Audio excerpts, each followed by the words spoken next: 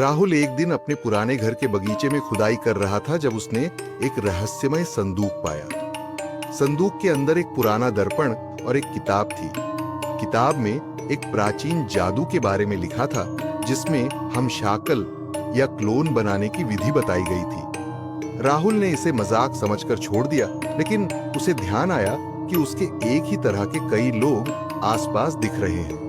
रात को राहुल ने उस दर्पण को अपने कमरे में रखा और उसकी किताब को पढ़ने की कोशिश की। जैसे ही उसने किताब में बताए गए मंत्र का जाप किया, दर्पण की सतह पर अजीब सी हलचल होने लगी और दर्पण से एक और राहुल बाहर आया। ये क्लोन हूबहू राहुल जैसा ही था, लेकिन उसकी आंखों में एक अजीब सी चमक थी। राहुल ने सोचा कि यह एक मजेदार प्रयोग हो सकता है, लेकिन जल्दी ही उसने महसूस किया कि क्लोन पूरी तरह से अलग था और उसकी इच्छाओं और इरादों में कोई समानता नहीं थी।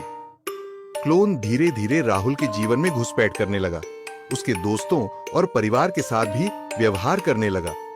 राहुल को एहसास हुआ कि क्लोन उसके जीवन पर पूरी तरह से नियंत्रण पाने की कोशिश कर रहा था और उसकी पहचान को छीनने की योजना बना रहा था। रात को राहुल ने दर्पण और किताब को जलाने का फैसला किया। जैसे ही उसने किताब जलाई और दर्पण को तोड़ा, क्लोन चीखते हुए दर्पण में समा गया।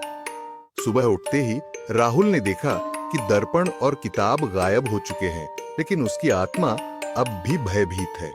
उसने महसूस किया कि वह खुद ही क्लोन से घिरा हुआ है, जो अब भी उसके जीवन में कहीं न कहीं छिपा हुआ है। राहुल के मन में अब केवल एक ही सवाल था, क्या वह खुद असली है या क्लोन ने उसकी जगह ले ली है?